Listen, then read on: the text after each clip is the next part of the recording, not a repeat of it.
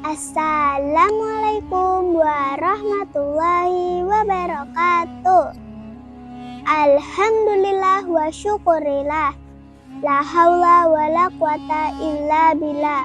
Pemirsa yang dirahmati Allah, pada kesempatan kali ini saya akan menceritakan kisah Nabi Ayub alaihi salam. Ayo kawan, mari dengarkan cerita Nabi yang kukisahkan.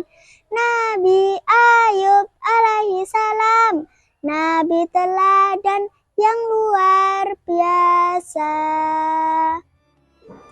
Nabi Ayub adalah cucu dari Nabi Ishak bin Ibrahim alaihi salam.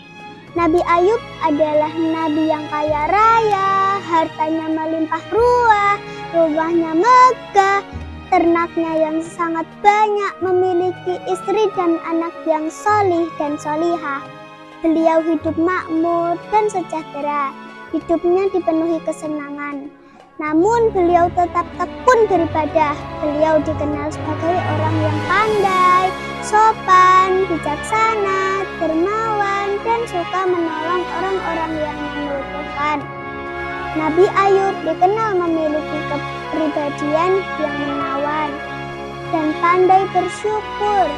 Ia tidak pernah meninggalkan perintah Allah.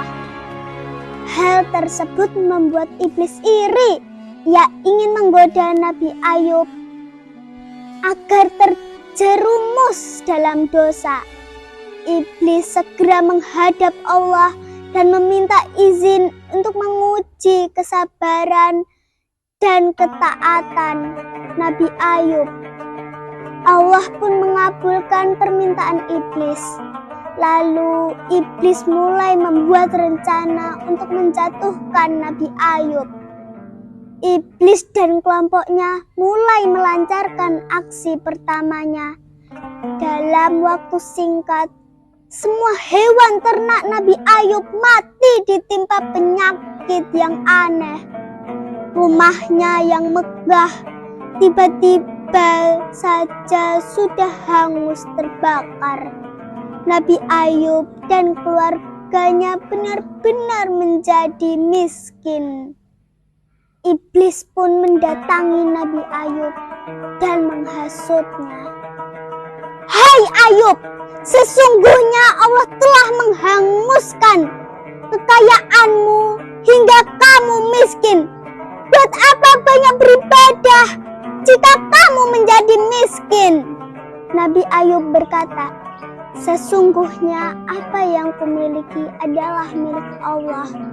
Jika Allah menghendaki untuk mengambilnya, aku tetap akan bersyukur. Bukankah aku telah lama diberikan nikmat yang banyak oleh Allah? Kemudian Nabi Ayub dan keluarganya tetap menjalankan kewajibannya untuk beribadah kepada Allah. Iblis menyusun rencana selanjutnya untuk menggoyahkan iman yang dimiliki Nabi Ayub dan keluarganya. Iblis menghancurkan bangunan tersebut dan membunuh semua anak Nabi Ayub. Tentu saja hal ini membuat Nabi Ayub dan istrinya sangat bersedih. Kembali iblis mendatangi Nabi Ayub dan berkata, hai Ayub, Allah telah mengambil semua anak-anakmu. Untuk apa lagi kamu beribadah padanya?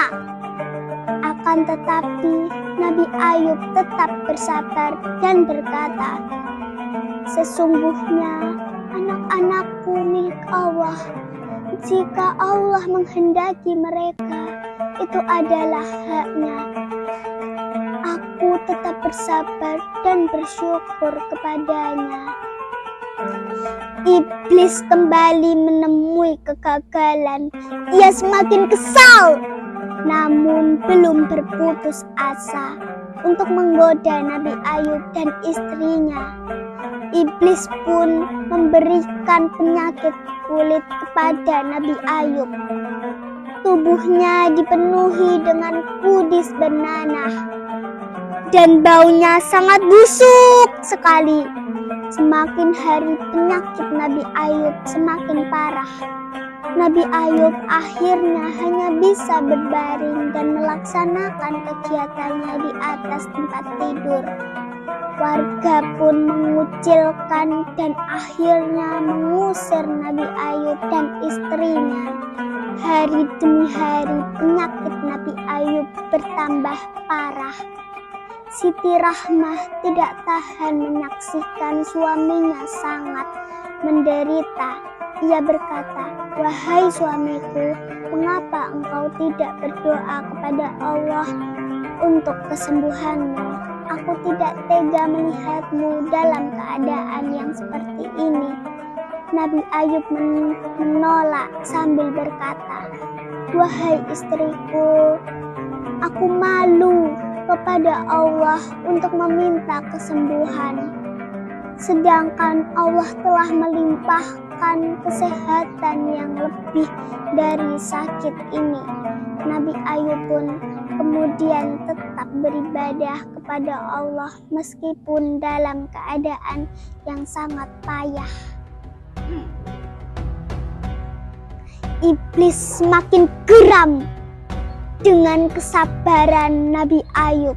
Dengan tipu muslihatnya, iblis menggoda Siti Rahmah agar meninggalkan Nabi Ayub. Nabi Ayub pun hidup sendiri. Nabi Ayub bermunajat kepada Allah, berdoa kepada Allah untuk memohon kesembuhan. Allah mengabulkan doanya dan berfirman, "Hentakkanlah kakimu ke tanah." Nabi Ayub menghentakkan kakinya ke tanah. Keluarlah air yang sangat segar. Nabi Ayub pun kemudian mandi dan minum air tersebut.